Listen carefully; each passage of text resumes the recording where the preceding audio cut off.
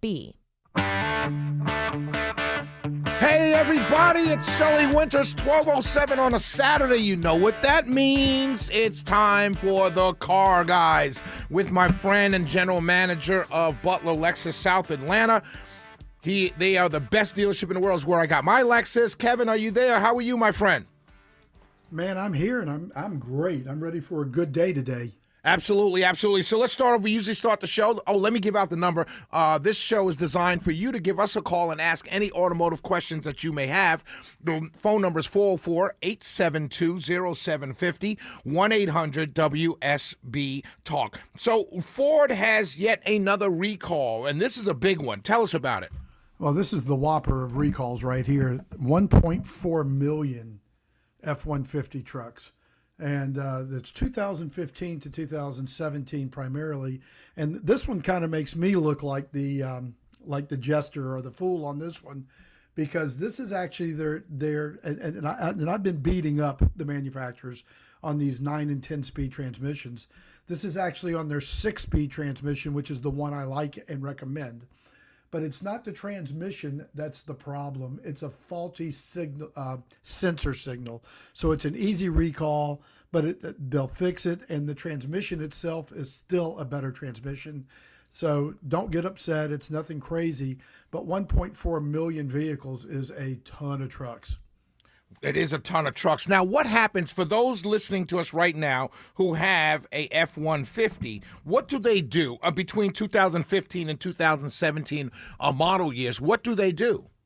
Yeah, they just go to nhtsa.gov, which is the National Highway Transportation Safety, and they can put in their ID number, their 17-digit VIN or serial number of their car, and it tells them about any recall that they would have. And anybody can do that to find out if you have a recall on your car. No, I'm not saying that. I'm not saying how they find out, because clearly if you have a 2015 and 2017 model year F-150, your car is being recalled. I mean, what do they do towards fixing it? Like, where do they go? What's the next step? Go right to the Ford dealership, and the Ford dealership will they'll take care of them. Whether it's alternate transportation based on how long it takes to fix this, I don't know how long it's going to take to fix this, but they go right to the Ford dealership and they fix it right there on the spot. Man, and with all the supply chains and everything going on, this could be a huge problem for Ford. Well, and again, I don't know, and I can find out and report next week whether they even have the parts in stock or what availability of these parts are going to be. Wow. Sometimes a recall comes out and it's quite some time before they have the remedy. So this particular recall, was issued by NHTSA. This was not a self-inflicted recall. And when I say self-inflicted, a lot of the recalls today is where a manufacturer sees where it's heading and they just call the penalty on themselves. They call the recall and they've had time to get the parts or the remedy already done. In this case, I think this one came out of left field, enough complaints, and NHTSA actually applied this one. So it's going to be a question on the availability of the parts.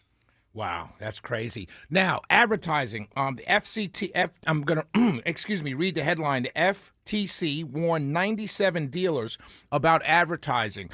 There's a lot of advertising we hear. You advertise. I endorse you guys. Tell us about this story. Well, this is pretty major right here. People thought that the Trump FTC was going to give us a break compared to the Biden FTC, where they tried to implement a law that just didn't make sense.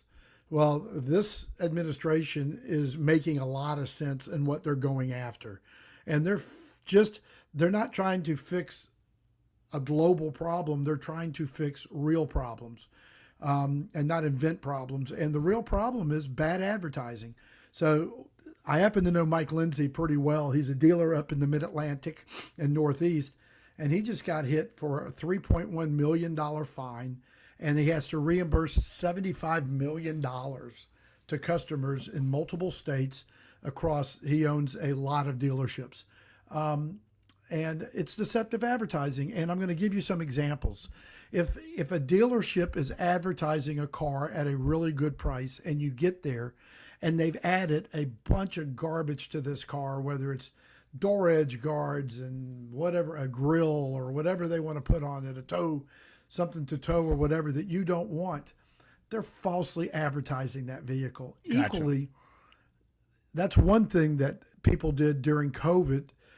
We have a local dealer in my brand that adds stuff to cars, and I disagree with it.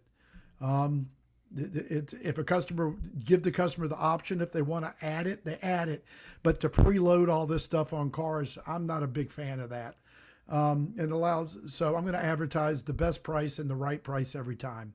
The other thing they did is they advertised, and there's nobody in our market doing this.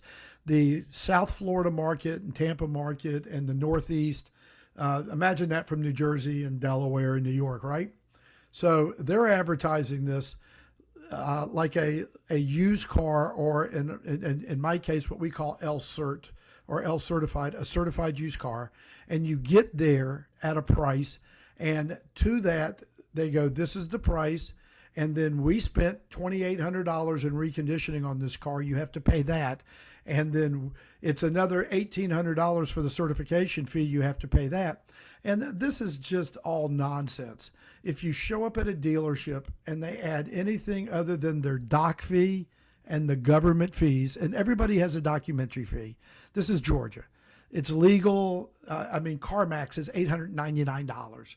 Everybody has one. Carvana has one, $899. But you can add your documentary fee to it and your government fees, and that's it. If they try to add other stuff, get up, walk out. You're at the wrong dealership, period. And there's some good guys and there's some bad guys, like every other business out there. 404-872-0750. 1-800-WSB Talk is our number. The show is designed for you to call us and ask Kevin any question around automotive that you have. He has the answers. Now, a new segment, or a new part of a segment, the email question of the week. Who won this week, Kevin? It was I chose this one because Marlene is a 90-year-old widow, and she said she sent me an email about her 99 4Runner with 228,000 miles on it. And she said that her and her husband took it to the dealership, got all the maintenance done. It's been 10 years since he's passed, and it's been 10 years since she's had the timing belt changed. Now, she only drives a couple thousand miles a year, and you're supposed to change the timing belt every 90,000 miles. Right. She said, should I get it done? And I'm like, gosh, I understand you don't drive much, but the time is just as important as the miles. So all these new cars, you change the oil every 10,000 miles or once a year.